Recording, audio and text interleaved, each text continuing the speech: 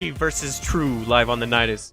Man, I'm so excited. This is turning out to be one of the most epic clan wars we've ever had, if not the most. Let me just update score really quick, and we will jump into this.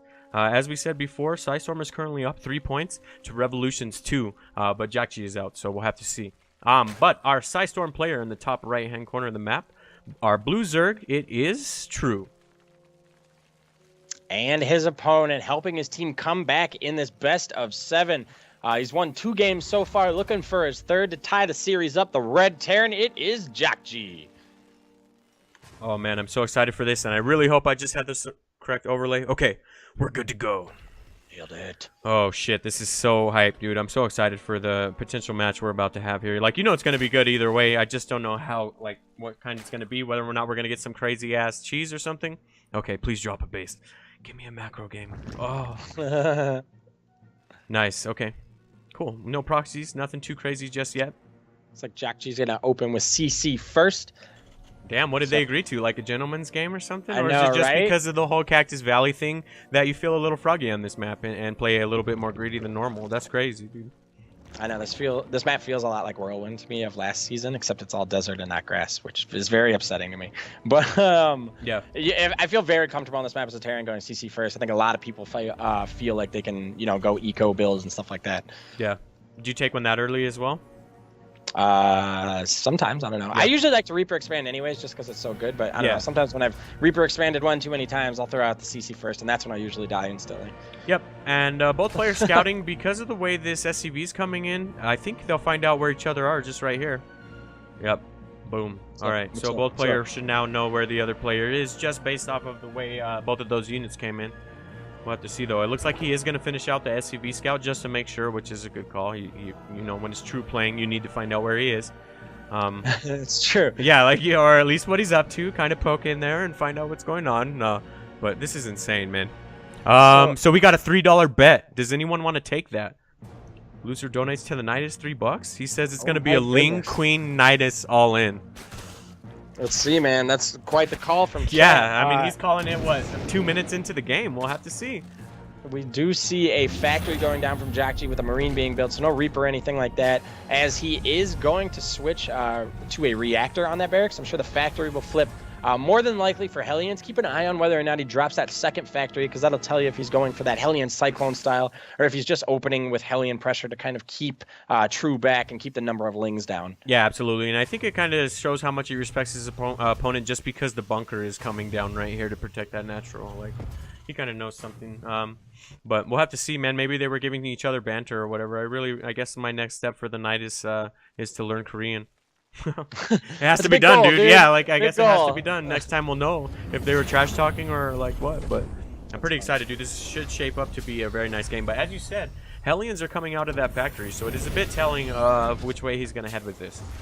Second factory down as well. Do we see another add-on go onto that barracks from Jjakji, or does he build it straight onto the reactor or onto the factory? As he does have his natural up and starting to saturate that. No third base, right? As I say, that True moves out to take his third base. So he will have that, if not just for larva production. Yeah, for sure. And the barracks got a reactor. I was waiting to see, like you said, if the factory was going to get a tech lab or something, but it is just a cyclone coming out of there to begin with. And these Hellions will get across the map to scout too, so has there even been any Lings created just yet? Oh, okay, so there's a few defense Lings and some Queens, so he should be able to hold this. It's only 2 Hellions. But it's 2 Jjakji Hellions. Like, I know, right? Like, that does that change things, or I don't know. So he is on creep, getting poked out a little bit by a Queen here as he's just kind of looking around, checking that third. I believe he saw that it went down. Let me take a look. Yeah, he saw that it went down. So he will know about that. We should have took the bet. Man, is it too late? He's going for missile attacks level 1, so I don't know if the whole Ling prediction is about to come true. As I say that, the Roach Warren is down as well. Once you see Hellions, it's kind of over with the whole Ling thing, huh? I mean, yeah, you could kind of figure, especially if it's going to be, some players like to do, what is that, Ling Bane to defend Hellbat Cyclone. Some players like to get out Roaches. So it could just be a stylistic difference between the two. But We'll have to see if the Nydus does come down. I do like the creep spread out of True. Yeah. He's already got that third base connected, and he's going off to the right there too, as well as up the middle. So that should be looking pretty good in a couple minutes here. Yeah.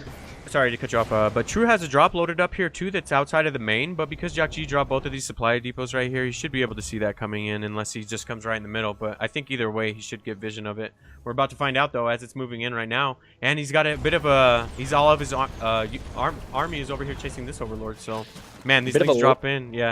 Yeah, a bit of a ling drop going on here, but it will be shortly cleaned up by the Hellions.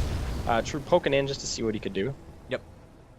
I'd imagine we're going to see the armory at some point, so these can get converted over into Hellbats, eh? But the roaches are out as well, and that +1 missile attacks is about to finish up, as I said. And we have roach speed as well coming down, so he should be able to hold this. But this is going to be a pretty ridiculous push here. Yeah, man, the number of Cyclones is growing, and the number of Hellions is already pretty big. As you said, once they turn into Hellbats, when you said, okay, yeah, the armory is down. I just wanted to confirm.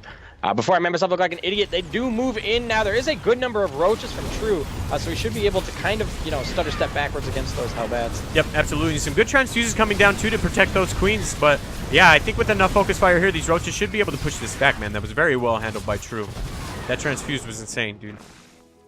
Yeah, and absolutely. a new queen joining the fight as well.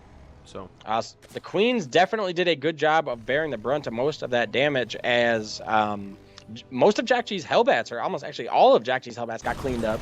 yeah, that was some really, really good targeting there. But behind the Jjakji is going to take his third as well. So we might push into that macro game that we were wanting, but it's still just continual Hellion and Cyclone production behind this for Jjakji. So yep, we do see a third base out of Jjakji just about to finish up. True continuing to bring that Overlord that was filled with lings and try and find whatever damage he can. Unfortunately, Jjakji buttoned up pretty tight. we should have took that bet, man. He would have had to donate $3. No. Damn it, man. I know. Shit. Hindsight is 2020, but I'm glad we got a roach battle out of this, man. If they would have been correct and we would have got a Lings, that probably would have been a game, and we would be over right now staring at a score screen. So I'm very glad that he went to go with roaches, and now +2 is about to finish up for those roaches. So I'm pretty sure he'll be able to hold this follow-up as well. But still, man, it's just a lot of Cyclones, and roaches don't fare very well versus Cyclones. So Yeah, there's a tipping point when, you know, Roach Ravager can be pretty damn strong, and the number of Cyclones are just kind of bulky. You can't get enough of them in there. The maneuvering them can be a little goofy. But I gotta say, I like that from True. Go ahead and poop and creep on the third area there, preventing Jjakji from taking that for as long as possible. Yep. We do see the Cyclones chasing after the Roaches in the middle of the map. Maybe a couple of those going to get picked off. As was there a big army on the left side, I think, that just got owned? Or did they meet up and regroup? yeah, no, I think they just met up and got regrouped. He's Gotcha. trying to find out how to poke into this, but because this creep spread is all the way out damn near to the middle of the map, he's a bit unsure of how to attack into this. Oh, and he just tipped off the roaches too. That's too much, and the roaches have speed as well.